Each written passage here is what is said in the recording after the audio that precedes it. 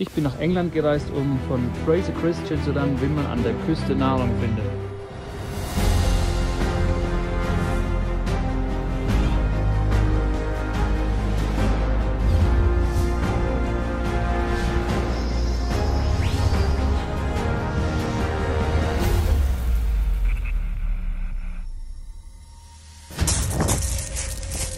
So, ich bin nach England gereist, um mit Fraser Christian hier ein bisschen Coastal Survival zu üben. Er hat eine Survival-Schule genannt Coastal Survival und er zeigt mir hier die coolsten Sachen, um ja einfach an der Küste Nahrung zu finden. Also wie man angelt, wie man Fallen baut und so weiter. Und er hat mit den Größten zusammengearbeitet, die für Größe und so weiter gearbeitet haben. Also super cool. Really looking forward to learn something from you, my friend. Stay tuned, yeah guys. Stay tuned. Wir laufen hier gerade an der Küste entlang und hier sieht man schon, wie steil alles ist. Also es ist schon alles Fels, aber darüber kommt dann Lehm und es könnte halt einfach jeden Moment einbrechen. Also die Küste hat schon viel Gefahrenpotenzial auf jeden Fall. Und wir sind jetzt auf dem Weg zu der Landzunge da drüben. Da wollen wir mal schauen, was wir alles an Essbaren finden können. Limpets, Alles. snails. There's two types of snails that shape different from there. Everything's edible. There's nothing now on the foreshore that is poisonous. You might get spines on fish when fish is like dead and stuff is poisonous, but there's no food that's fresh here that is poisonous. Okay. Below the high tide mark. Okay. I don't think anywhere in the world, I've never heard of anything that's below in the water that's poisonous, except for like fish and you know, snakes and stuff like that. Yeah. And that's probably why man first lived on the seashore, because you know. So there's, if it's because it's been stormy, loads of storm coming from here. Yeah. So you work out which way the tide comes in. The biggest onslaught normally is when the tide comes in, not when it's going out. Yeah.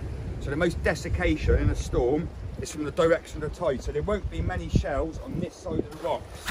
Ah, okay, because they want to be sheltered. You know what I mean? Yeah, sheltered from the the tide comes in from there. Yeah. So this is the most sheltered part of this whole reef. There's the most exposed at the back there, because the tide comes in this way. Okay, so these are limpets. The tide comes in from this way, so after a storm, you'll generally find the shellfish, if there's none on the rocks after the storm, all on this side of the rock, okay? Mm-hmm. And these, they fix onto the rock when the tide comes in. Mm-hmm. So if we smack this rock or make any vibration, they'll hold fast and we won't be able to get them off when they're whole. So just get ourselves like a nice chisel stone. Mm-hmm. And we won't take all of them off. Mm-hmm. They all start off as male or female and then they change. Oh, yeah. And because they only ever live on this one rock. Okay. And a little known fact, it's got the largest penis to any mammal for its portions, because it has to be able to reach right over to here. Like. Oh, true, yeah. So we just take one off. Okay, just with a stone. And luckily this has come off nice and clean, but sometimes it will have the edge of the rock or the mud on it, and we'll clean this off with salt water. And we'll just take a couple now, down to low tide, just to use as bait, okay? Okay. For bait, okay. Yeah, so if it was for bait, we don't matter. Yeah. It doesn't matter if they break, because we're going to use them in a minute and smash them. Okay. But for food, obviously they want to be clean. Yeah. And then we can put this with some seaweed, put that onto some seaweed, with some seaweed over it, and store that. We won't put it into any water, definitely any fresh water would kill it. And if it's just in a bucket of seawater, it would die. But it can sort of stay in a nice moist environment, so we store that. And even the big flat seaweed, you can stick that to it. Okay. Yeah. Understand. Okay. Yeah. This should be good. Filming this? Yeah. Yeah. Okay. So, although we've got a little fold-out trap in our backpack, in the name of survival and using what we've got, any beach in the world, you're gonna have plastic bottles. Okay. And this one got no holes in it besides the lid there. Something we could use as an entrance. Anyway, it's not going to work as a trap like that. Yeah. But maybe we've got some other plastic bottles there. We'll collect a few things, go and sit down on the beach when we've been to low tide in a minute, and we'll make a trap out of this and go and put it in and see if we can catch something, okay? Nice. There's a bottle. Get the bottle, anything you can... Should be good. Yeah, that one, okay. It should be loads here anyway. Yeah. Ja, das ist halt immer das Schlimme. Some rope over there, and even though this rope, nice. Even though this rope's probably too thick for what we need, we can splice it up. we can splice it down, and we'll take some back we'll take some back, because see what it's like this, look. Seems quite unusable, don't it? Yeah. But we take some of that back, and then when we get back to the camp, I'll show you to braid this up as well. Yeah. It's the same as you do with natural materials, just a little bit different, the sort of texture, and takes a bit of practice. Yeah. And we can, yeah, because just in case, I mean, this is like, look, if we can get that, it's perfect fishing line. Absolutely perfect, straight away. Yeah, thin and but if we strong. didn't, and it was only lengths like that, we'd have to braid it, and then we'll make some cordage. Okay. But everything we need, we should be able to find on the beach. Look at this. This would be perfect. Excellent. Yeah. I mean, nice stuff. if we can get that off, because we need something to a bit of rope to put this into the sea with. Ja. And we'll have a look at getting some of that in a minute then. Okay. Also es gibt hier unheimlich viel Müll, den man einfach verwenden kann für Fallen und so weiter. Das hier nehmen wir auf jeden Fall mit. Das ist ein guter Fund. Right, okay, we've come out to the lowest point of the tide today. It's about an hour left to low tide, so it may go out a little bit further, may drop by about another half a metre. But in the name of safety, what we don't want to be is here, if we're unfamiliar with the ground, just as the tide turns. We've got a long beach to get back, we've got a headland that gets cut off with water, so we want to get all of our stuff here and go before the tide turns and back to safety. It's not going to go out much further, and we've got some brown seaweed here. It's one of the rack family, and some really good green seaweed here, which is a mixture of sea lettuce, which is this broader leafed green seaweed, and this gutweed. Okay, and this gutweed is just starting to go quite flat now. It's about to go into reproductive stage, but it looks vibrant, it's got loads of energy in it, and this is really good food. And to get it off the rocks, because it holds on to the rocks, it hasn't got a root, and this is why you have to come to the rocks to find seaweed. We don't want to rip it off, in the name of sustainability. This is our only patch, we want it to keep growing, and we don't want the little bits of rock that it's held on to come into our food bag, okay? And also we don't want any sand that's in it, so we've come to a clean rock with no sand on it, that's not in the water, and then what we do is we just pinch the top 2/3 off. If it's a little bit gone on the end or a little bit old, just take that last bit off, because that would be the oldest bit. This section would be the newest bit, and we just get loads of it off, and then we're going to get back to a rock pool where the sea's not coming in, and we're going to plunge it and keep washing it. And as we know, seaweed floats, it's all over the beach after it's off the rocks, so we'll take it back to a nice little rock pool, like a sink basically, and we'll keep plunging it to get all of the sand off on it. And then all we're going to do is just squeeze any excess seawater out of it, and again that goes into our bag like that, ready to go straight into the cooking. Okay? Nice. Es gibt richtig viel hier zu Let's sehen. collect a little bit of this and just get a big fistful for your tea, yeah? Okay. So, foraging again. I've had a guy years ago, some survival instructor, I think he was one of the RAF,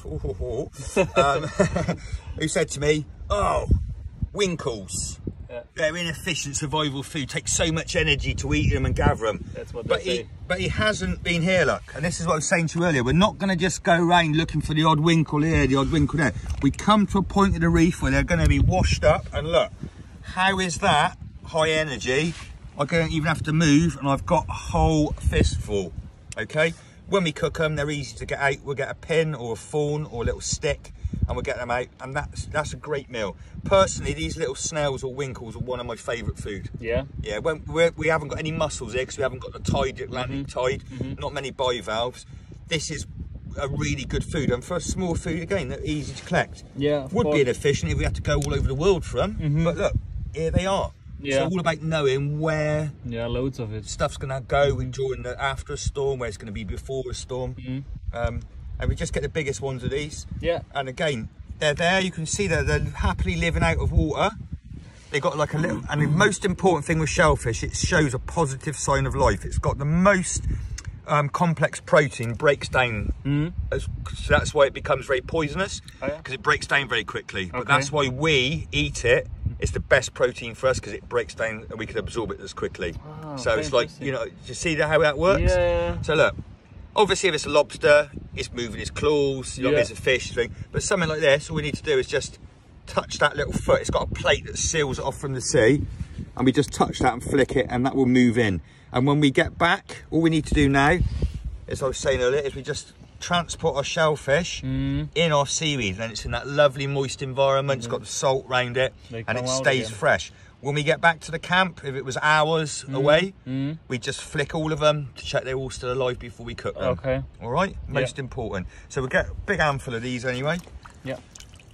Nice. I'm really looking forward to these. These are one of my favourite Yeah, me too. things. Never ate them before. Well, it's a bit like eating monkey nuts, you know, peanuts with a shell on. No, never had that. Well, you can either just have peanuts and just put them in your face. Well, with this, it's a bit of a, you know, it's like shelling it. You know what I mean? It's a bit more, okay, I know what you mean. Yeah, a little bit more involved. Yeah. More work, you mean? Yeah, and it's something to do when you're watching ourselves on YouTube later. Yeah, of course. Yeah, that's true. Talking about how great we look. Ja, und ihr alle habt ja gesehen bei Alone, der David, der hat sich ja die ganze Zeit wirklich nur von solchen Schnecken ernährt. Also an der Küste gibt es Unmengen davon. Sonst hätte er nie 64 Tage durchgehalten. Und jetzt probieren wir das hier einfach mal aus. And to the German viewers, as I say, my German, I've never lived in Germany. My French is a little bit better, but I did live with a German girl in France, and as a chef, the only thing I can ever remember was every night, and we'll say this, das ist lecker, lecker, lecker, lecker. Oh yeah, richtig lecker. Taste, look at it. Look, everywhere. And again, this is on the lee side of the lee side of the reef, so all the food's blown over here, do you know what I mean? Ja. They've all come over here. Also das ist wie hier einfach mal in einen Schotterhaufen reingreifen. Da, schaut euch mal das an. Lecker, lecker, lecker. Lecker, lecker, lecker. Das ist lecker. Das ist lecker. Das ist richtig lecker. I hope so. I don't know. Oh, they're lovely, honestly. Haven't tried them before, but they're amazing. Yeah, you'll see. They're worth the work. Yeah, I hope so. That'd be enough for us. Yeah? Yeah, I think so. Ah, schaut mal an, wie viel wir jetzt da kurz gesammelt haben. In der kurzen Zeit. Also das ist einfach... Ah, schaut euch das an. Das ist wie Pilze sammeln, da kann man gar nicht aufhören. Hier am Meeresufer wächst ganz viel wilder Spinat. Also es ist krass, was es hier alles gibt. Und der Fraser sagt, alles Gemüse und so weiter wächst alles am Meer oder hat am Meer angefangen, weil eben das ganze Land einfach mit Wald bewachsen war. Und im Wald wächst nichts, weil da kommt ja keine Sonne ran. Deswegen hat es alles hier am Meer angefangen und deswegen gibt es ja auch noch ganz viel Ursprüngliches. Und dieser Spinat hier, der ist wunderbar, richtig dick und fleischig. Also seht ihr, kurz in ein paar Minuten haben wir jetzt hier einen ganzen Strauß voll gesammelt. So this is the sea kale, and all of your kales, your cabbage nero, etc. come off this, but not cabbage. Cabbage comes from a wild cabbage. It's got its own plant. But this root, this plant, although we can eat all of the greens and the young stems, what it has got over or opposing or different to most wild plants is a massive calorific rootstock. So a very big, long, starchy rootstock on there. The main plant, unless it's a young plant, maybe 1 or 2 years old, the main plant will have a big woody kind of hard stem, and then off of it will have some side shoots that are obviously going out to look for the water and look for the nutrients. And that's what I'm trying to get, are these young side shoots that come off of it. And it's such a big, or the biggest calorific rootstock. It's kind of got a bit of a reputation that it was this plant that was responsible for the first coastal migrators that came to the British Isles. It was a food store that they could take on a small boat and travel around. And there it is, and you can see, look, it's gone a little bit dark, it's a bit old and threadbare there. But if we get down into it, there's some nice younger stuff in there. And it's that bit there, and that's what I'm talking about. And you're looking, if you get them about, that's probably maybe only 1 or 2 years old, size of my thumb. And as with all starches, this is where I've said to people before when they're talking about raw food diets, the reason in our ancestry why we started cooking food was not just for the meats to develop the sugars, but it's to change the starch into sugar, which is what our digestive system has to do. And if we eat this raw, we will probably only be able to transfer or glean or take approximately 35% of its energy. Whereas if I cook this, I've already developed the starches by 100% than whether I eat it raw. So I would probably be able to take 70% of the energy from it. So it's always worth cooking any calorific rootstock. Try eating raw pasta if you know what I'm talking about. Yeah, basically your carbs. We don't eat raw rice, we don't eat raw pasta, we don't eat raw starches. Cook your root vegetables. That's seekohl. They call it the king of the sea plants. And it goes on, if you look, there's 14 miles of it. And the seeds from it are like little round capsules, and they float. They've got like a little jacket, a life jacket around it. There's only one ocean in the world. I know we've got all this divide and rule, and your country's called this and this sea's called that. There's only one ocean, okay? And we all bleed the same blood, and we all live under the same sun, okay? And whatever's on the beach here is going to be on the beach anywhere in the world. And these sea vegetables, or all vegetables, come from the coast on this part of the hemisphere. Until we're talking about going to like the African continents, we're digging up yams and stuff. But all of the vegetables come from the coast, because in most inland areas, everything was a forest. And these seeds will travel across the sea. They've got little life jackets, and they'll pop up on any beach in the world. So look out for seekohl. We've just also got some spinach, which you may have seen on the other videos. But just today, we found 3 or 4 vegetables, okay? And there's always something in season. The only thing is, when I really want this root, it's going to be in winter. And this is all going to be gone. The frost is going to come in, it's going to kill all the green vegetation. So what I'll do, use my digging stone, I say never put your hands into the shingle, because there's sharp bits of flint, shells in there. You damage your hands, obviously, we know that. But if we were to get stones now, and put rings of stones all around these plants, when the winter comes and the beach is bare, we just come back and we find all of our little rings of stones. We know exactly where to dig, so we're not expelling energy. Anyway, stay tuned, there's more to come, yeah? Wir sind wieder zurück im Camp, das heißt, besser gesagt, ich bin allein, der Fraser ist gegangen und ich darf hier allein sein in seinem wunderschönen Camp. Jetzt wird gekocht, das was wir heute gesammelt haben. Wichtig ist, dass man die Limpets vorher auf jeden Fall wäscht, bevor man sie kocht. Denn unten an dem Saugfuß hängt in der Regel noch ganz viel Sand drin und Steine, weil sie sich hier am Fels festhalten. Und das will man dann nachher natürlich nur zwischen den Zähnen haben. Deswegen wäscht man die kurz, bevor man sie grillt, kocht, was auch immer, in normalem frischem Wasser aus. So, das Ganze müsste jetzt fertig sein, das kocht schon eine Weile. Ich denke, der Spinat müsste auf jeden Fall gut sein. Ich habe die Napfschnecken mittlerweile aus ihrem Gehäuse raus und habe sie mit da reingemacht. Hier kann ich euch mal eine zeigen. Ich hoffe, dass man es gut sieht in der Kamera. Ja, müsste jetzt auf jeden Fall alles durch sein. Ich habe schon ein bisschen gewürzt mit Salz. Komm, machen wir ein bisschen Pfeffer drauf. Boah.